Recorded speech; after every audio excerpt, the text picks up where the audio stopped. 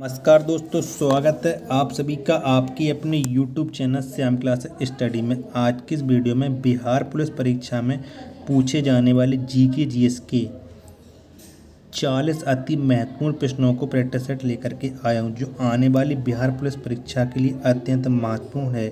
तो आज के प्रैक्टिस सेट में आपको 40 प्रश्न देखने को मिलेंगे। अगर आप लोग दिन रात मेहनत करके अपने एग्जाम की तैयारी कर रहे हैं तो आपको हमारे इस प्रैक्टिस सेट में 40 में से 25 प्रश्न सही करके ही जाना होगा। अगर आप 25 प्रश्न सही नहीं कर पाते हैं तो आप टाइम पास कर रहे हैं और अपना कीमती समय बर्बाद कर रहे हैं। प्रैक्टिस सेट पसंद आता है तो वीडियो को आप लाइक कर दीजिएगा। चैनल को आपने सब्सक्राइब नहीं किया तो चैनल को जरूर सब्सक्राइब कर लीजिएगा। प्रैक्टिस सेट को पूरा करने के बाद आपको अपना स्कोर कमेंट बॉक्स में शेयर करना और बताना है कि आपने हमारे इस प्रैक्टिस सेट में कितने प्रश्न सही किए। इस प्रैक्टिस सेट को पूरा करने के बाद इसे आप अपने सभी छोटे भाइयों बहनों पर जरूर शेयर कर देना, जिससे वो भी लोग इस प्रैक्टिस सेट को लगाएं और उन लोगों को भी अपनी तैयारी का पता लग पाए कि उनकी तैयारी यूपी पुलिस परीक्षा के लिए कितनी हुई है। तो चलिए शुरू करते हैं आज का अपना जीके जीएस के 40 प्रश्नों का महत्वपूर्ण practice set Bihar police special. तो पहला क्वेश्चन है आपके सामने कि इंटरनेशनल हैप्पीनेस डे किस तिथि को मनाया जाता है। तो किस तिथि को मनाया जाता है इंटरनेशनल हैप्पीनेस डे? तो ये मनाया जाता है 20 मार्च को। कब? 20 मार्च को मनाया जाता है international happiness day. Option number C इसका राइट आंसर हो जाएगा। अगला प्रश्न है आपके सामने कि बगलियार बांध परियोजना किस नदी पर है। तो किस नदी पर है बगलियार बांध परियोजना, ये आपको बताना है। तो ये है चिनाब नदी पर। किस पर? चिनाब नदी पर बगलियार परियोजना है। ऑप्शन नंबर सी इसका राइट आंसर हो जाएगा। नेक्स्ट प्रश्न है आपके सामने कि नेपाल का संविधान कब लागू किया गया। तो कब लागू किया गया था नेपाल का संविधान, ये आपको बताना। तो ये नेपाल का संविधान लागू किया गया था 20 सितंबर 2015। कब? 20 सितंबर 2015 को नेपाल का संविधान लागू किया गया था। ऑप्शन नंबर बी इसका राइट आंसर हो जाएगा। नेक्स्ट है आपके सामने कि नेपाल की सबसे लंबी नदी कौन है। तो कौन सी है नेपाल की सबसे लंबी नदी? तो आप जानते हैं नेपाल की सबसे लंबी नदी है कर्णाली। कौन सी है? कर्णाली। ऑप्शन नंबर सी इसका राइट आंसर हो जाएगा। अगला प्रश्न है आपके सामने कि सूर्य किरण युद्ध अभ्यास किन दो देशों के बीच होती है। तो किन दो देशों के बीच होता है सूर्य किरण युद्ध अभ्यास? तो ये होता है भारत और नेपाल के बीच। किसके? भारत और नेपाल के बीच होता है। ऑप्शन नंबर सी इसका राइट आंसर हो जाएगा। नेक्स्ट प्रश्न है आपके सामने कि प्रधानमंत्री उज्ज्वला योजना की शुरुआत कब हुई। तो कब हुई थी प्रधानमंत्री उज्ज्वला योजना की शुरुआत? तो इसकी शुरुआत हुई थी 1 मई 2016 में। कब? 1 मई 2016 में। ऑप्शन नंबर बी इसका राइट आंसर हो जाएगा। अगला प्रश्न है आपके सामने संघ लोक सेवा आयोग किस प्रकार की संस्था है। तो किस प्रकार की संस्था है संघ लोक सेवा आयोग? तो ये है संवैधानिक संस्था। क्या? संवैधानिक संस्था है संघ लोक सेवा आयोग। ऑप्शन नंबर सी इसका राइट आंसर हो जाएगा। अगला प्रश्न है आपके सामने कि भारत के कितने राज्यों में विधान परिषद है। तो कितने राज्यों में विधान परिषद है भारत के? तो ये है 6 राज्यों में। कितने राज्यों में? 6 राज्यों में विधान परिषद है। ऑप्शन नंबर बी इसका राइट आंसर हो जाएगा। नेक्स्ट प्रश्न है आपके सामने कि पंचायत स्तर पर राज्य सरकार का प्रतिनिधित्व कौन करता है। तो कौन करता है पंचायत स्तर पर राज्य सरकार का प्रतिनिधित्व? तो ये करता है ग्राम सेवक। कौन? ग्राम सेवक। ऑप्शन नंबर डी इसका राइट आंसर हो जाएगा। अगला प्रश्न है आपके सामने कि भारत के प्रथम लोकपाल की नियुक्ति कब की गई। तो कब की गई थी भारत के प्रथम लोकपाल की नियुक्ति? तो इसकी नियुक्ति की गई थी 2019 में। कब? 2019 में भारत के प्रथम लोकपाल की नियुक्ति की गई थी। ऑप्शन नंबर डी इसका राइट आंसर हो जाएगा। कजाकिस्तान की नई राजधानी कहाँ पर स्थापित की गई है। तो कहाँ पर स्थापित की गई है कजाकिस्तान की नई राजधानी? तो ये स्थापित की गई है नूर सुल्तान। कहाँ पर? नूर सुल्तान, ऑप्शन नंबर बी इसका राइट आंसर हो जाएगा।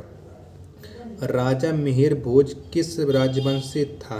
तो किस राजवंश से थे राजा मिहिर भोज? तो ये थे गुर्जर प्रतिहार वंश। किस गुर्जर प्रतिहार वंश से? ऑप्शन नंबर ए इसका राइट आंसर हो जाएगा। सैयद राजवंश का संस्थापक कौन था? तो कौन था सैयद राजवंश का संस्थापक? तो इसका संस्थापक था खिज्र खां। क्या था? खिज्र खां सैयद राजवंश का संस्थापक था। ऑप्शन नंबर डी इसका राइट आंसर हो जाएगा। अगला प्रश्न है आपके सामने की मारफती किस देश की पारंपरिक लोकगीत है? तो किस देश का पारंपरिक लोकगीत है मारफती? तो ये है बांग्लादेश का। किसका? मारफती बांग्लादेश का पारंपरिक लोकगीत है। ऑप्शन नंबर डी इसका राइट आंसर हो जाएगा। नेक्स्ट है आपके सामने की भूटान का राष्ट्रीय पक्षी कौन है? तो कौन सा है भूटान का राष्ट्रीय पक्षी? तो भूटान का राष्ट्रीय पक्षी है काला कौवा। कौन सा है? काला कौवा। ऑप्शन नंबर बी इसका राइट आंसर हो जाएगा। काजी नजरुल इस्लाम राष्ट्र कवि हैं। तो काजी नजरुल इस्लाम किस देश के राष्ट्र कवि हैं ये आपको बताना है। तो ये राष्ट्र कवि हैं बांग्लादेश के। किसके? अब बांग्लादेश के राष्ट्र कवि हैं। ऑप्शन नंबर सी इसका राइट आंसर हो जाएगा। कैडेन किस देश की नृत्य शैली है? तो कैडेन किस देश की नृत्य शैली ये आपको बताना है। तो ये है श्रीलंका की नृत्य शैली। किसकी? श्रीलंका की नृत्य शैली है। ऑप्शन नंबर सी इसका राइट आंसर हो जाएगा। अगला प्रश्न है आपके सामने की सिपाही विद्रोह की शुरुआत कहाँ से हुई थी? तो कहाँ से हुई थी सिपाही विद्रोह की शुरुआत? तो ये कहाँ से हुई थी? तो ये हुई थी मेरठ से। कहाँ से? मेरठ से हुई थी। ऑप्शन नंबर बी इसका राइट आंसर हो जाएगा। अगला प्रश्न है आपके सामने ग्राम पंचायत के प्रतिनिधियों का कार्यकाल कितने वर्षों का होता है? तो कितने वर्षों का होता है ग्राम पंचायत के प्रतिनिधियों का कार्यकाल? तो इनका होता है 5 वर्ष। कितना? 5 वर्ष। ऑप्शन नंबर सी इसका राइट आंसर हो जाएगा। तनाख किस धर्म का एक पवित्र ग्रंथ है? तो किसका पवित्र ग्रंथ है तनाख? तो ये पवित्र ग्रंथ है यहूदियों का। किसका? यहूदियों का तनाख एक पवित्र धर्म ग्रंथ है। ऑप्शन नंबर डी इसका राइट आंसर हो जाएगा। अगला प्रश्न है आपके सामने कि प्रथम श्रेणी की क्रिकेट में लगातार 6 छक्के लगाने वाले प्रथम भारतीय खिलाड़ी कौन है? तो कौन है प्रथम भारतीय खिलाड़ी जिन्होंने लगातार 6 छक्के लगाए थे? तो ये हैं कौन से? तो ये हैं आपके युवराज सिंह। कौन से? Yuvraj Singh. Option number A इसका राइट आंसर हो जाएगा। नेक्स्ट है आपके सामने कि म्यांमार कब स्वतंत्र संप्रभु गणराज्य बना? तो कब बना था म्यांमार स्वतंत्र संप्रभु गणराज्य? तो ये बना था 1948 में। ऑप्शन नंबर डी इसका राइट आंसर हो जाएगा। अगला प्रश्न है आपके सामने कि अफीम युद्ध किन 2 देशों के बीच लड़ा गया? तो किन 2 देशों के बीच लड़ा गया था अफीम युद्ध? तो ये लड़ा गया था चीन एवं इंग्लैंड के बीच। किसके? चीन एवं इंग्लैंड के बीच अफीम युद्ध। ऑप्शन नंबर डी इसका राइट आंसर हो जाएगा। नेक्स्ट है आपके सामने कि कन्नौज का युद्ध कब हुआ था? तो कब हुआ था कन्नौज का युद्ध? तो कन्नौज का युद्ध हुआ था 1540 में। कब? 1540 में। ऑप्शन नंबर बी इसका राइट आंसर हो जाएगा। विल्सन रोग किसकी अधिकता के कारण होती है? तो किसकी अधिकता के कारण होता है विल्सन रोग? तो ये होता है कॉपर की अधिकता के कारण। किसके? कॉपर की अधिकता के कारण। ऑप्शन नंबर सी इसका राइट आंसर हो जाएगा। ब्रिटिश राज एवं अफगान आदिवासियों के बीच कौन सी युद्ध लड़ी गई? तो कौन सा युद्ध लड़ा गया था ब्रिटिश राज एवं अफगान आदिवासियों के बीच? तो ये लड़ा गया था सारगढ़ी का युद्ध। ऑप्शन नंबर ए इसका राइट आंसर हो जाएगा। सारगढ़ी का युद्ध ब्रिटिश राज एवं अफगान आदिवासियों के बीच लड़ा गया। अगला है आपके सामने कि भारत में आंतरिक अशांति के समय भारत के प्रधानमंत्री कौन थे? तो कौन थे भारत में आंतरिक अशांति के समय भारत के पीएम? तो ये थी आंतरिक अशांति के समय भारत के प्रधानमंत्री कौन थे? तो इसके प्रधानमंत्री थे इंदिरा गांधी। कौन थी? Indira Gandhi. Option number B इसका राइट आंसर हो जाएगा। नेक्स्ट है आपके सामने कि नेपाल का राष्ट्रीय पशु क्या है। तो क्या है नेपाल का राष्ट्रीय पशु? तो नेपाल का राष्ट्रीय पशु है गाय। कौन सा है? गाय। ऑप्शन नंबर बी इसका राइट आंसर हो जाएगा। अगला प्रश्न है आपके सामने कि नेपाल कितने प्रांतों में विभाजित है। तो कितने प्रांतों में विभाजित है नेपाल, ये आपको बताना है। तो कितने प्रांतों में विभाजित है नेपाल? तो ये 7 प्रांतों में। कितने? 7। ऑप्शन नंबर सी इसका राइट आंसर हो जाएगा। फ्रेंडशिप हाईवे किन 2 देशों के बीच है? तो किन 2 देशों के बीच है फ्रेंडशिप हाईवे? तो किन किन के बीच है? तो ये चीन नेपाल के बीच। किसके? चीन नेपाल के बीच।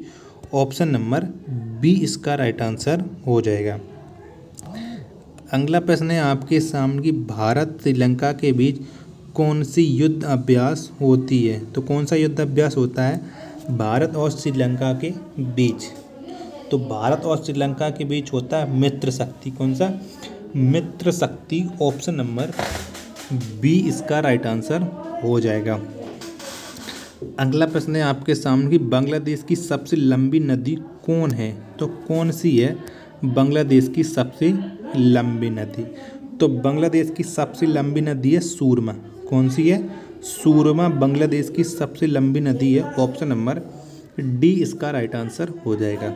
नेक्स्ट प्रश्न है आपके सामने कि श्रीलंका की सबसे लंबी नदी कौन है? तो कौन सी है श्रीलंका की सबसे लंबी नदी? तो ये महाबेली गंगा। कौन सी? महाबेली गंगा श्रीलंका की सबसे लंबी नदी है। ऑप्शन नंबर सी इसका राइट आंसर हो जाएगा। अगला है आपके सामने कि सम्राट अशोक का वित्त मंत्री कौन था? तो कौन था सम्राट अशोक का वित्त मंत्री? तो इसके वित्त मंत्री था टोडरमल। कौन? टोडरमल अकबर का वित्त मंत्री था। ऑप्शन नंबर सी इसका राइट आंसर हो जाएगा। पुस्तक गुलामगिरी के रचनाकार कौन है? तो कौन है गुलामगिरी की रचनाकार? तो इसके रचनाकार है ज्योतिबा फूले। कौन है? Jyotiba Phule. Option number C इसका राइट आंसर हो जाएगा। अगला है आपके सामने कि प्रथम सर्च इंजन अराहाई के संस्थापक कौन है? तो कौन है इसके संस्थापक? तो इसके संस्थापक हैं एलन इम्टेज। कौन? एलन इम्टेज। ऑप्शन नंबर ए इसका राइट आंसर हो जाएगा। 1971 के भारत पाकिस्तान युद्ध के समय रक्षा मंत्री कौन था?